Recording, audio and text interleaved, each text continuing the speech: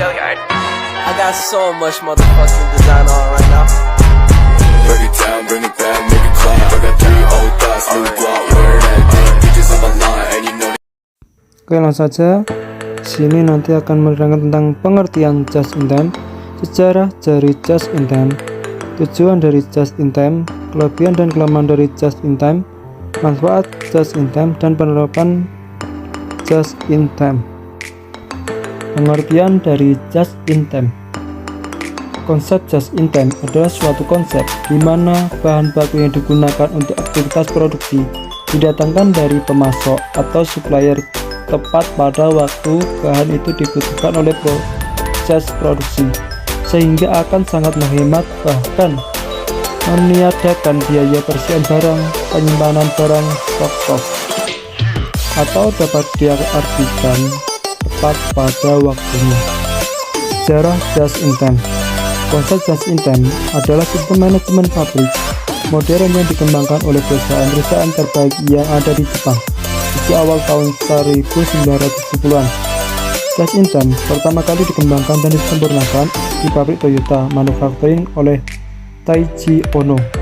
Oleh karena itu, Taiichi Ohno sering disebut sebagai Bapak Just in Time. Konsep just in time berprinsip hanya memproduksi jenis-jenis barang yang diminta, jumlah yang diperlukan, dan pada saat yang dibutuhkan oleh konsumen. Tujuan utama yang dicapai dari sistem just in time adalah 1. Zero defects, tidak ada barang yang rusak. 2. Zero setup time, tidak ada waktu setup. 3. Zero load excess, tidak ada kelebihan load. 4. Zero heavy, tidak ada penanganan. 5. Zero quest, tidak ada antrian. 6. Zero breakdown, tidak ada kerusakan mesin. 7. Zero length time, tidak ada length time. Tujuan penerapan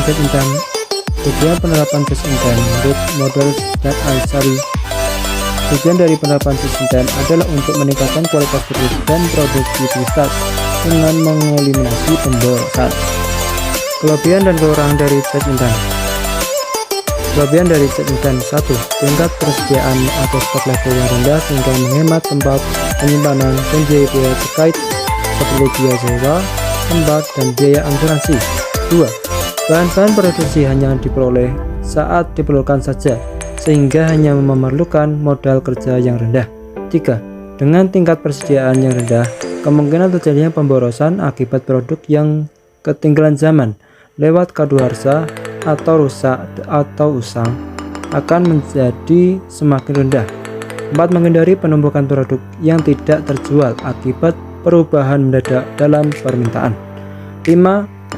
Memerlukan penekanan pada kualitas bahan-bahan produksi yang dipasok oleh supplier, sehingga dapat mengurangi waktu pemeriksaan dan pengerjaan ulang. Kelemahan dari just in time. 1. Sistem produksi just in time tidak memiliki toleransi terhadap kesalahan atau zero tolerance for mistake, sehingga akan sangat sulit untuk melakukan perbaikan atau pengerjaan ulang pada bahan-bahan produksi ataupun produk jadi yang mengalami kecacatan. Hal ini dikarenakan tingkat persediaan bahan-bahan produksi dan produksi yang sangat minimum. 2.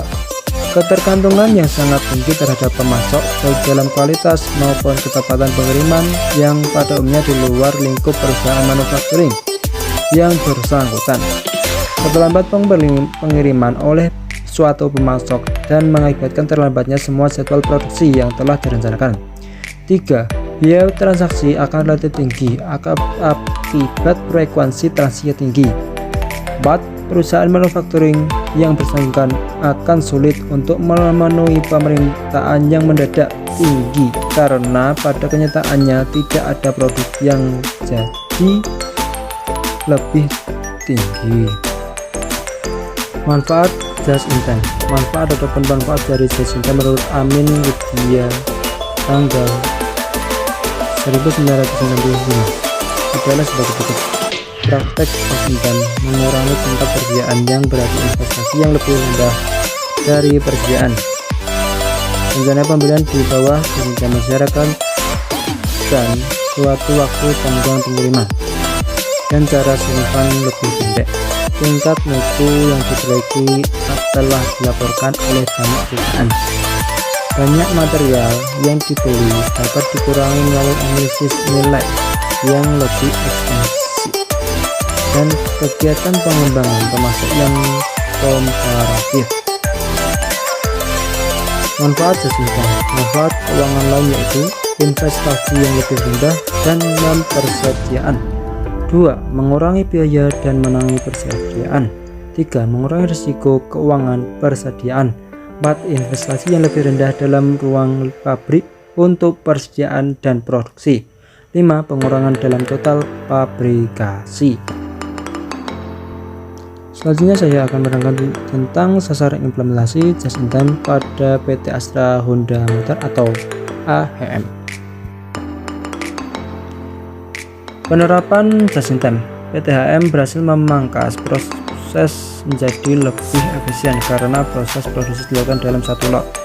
PT HM memproduksi 1 unit motor dalam waktu 13 menit.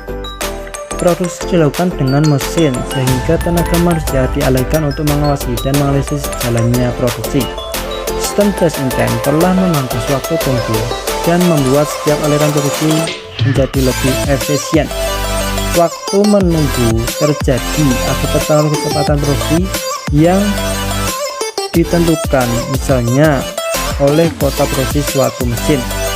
Pada PT HM, produksi dilaksanakan dengan seefisien mungkin dan waktu menunggu bahkan tidak ada. Untuk memproduksi 1 unit produk hanya membutuhkan 13 menit.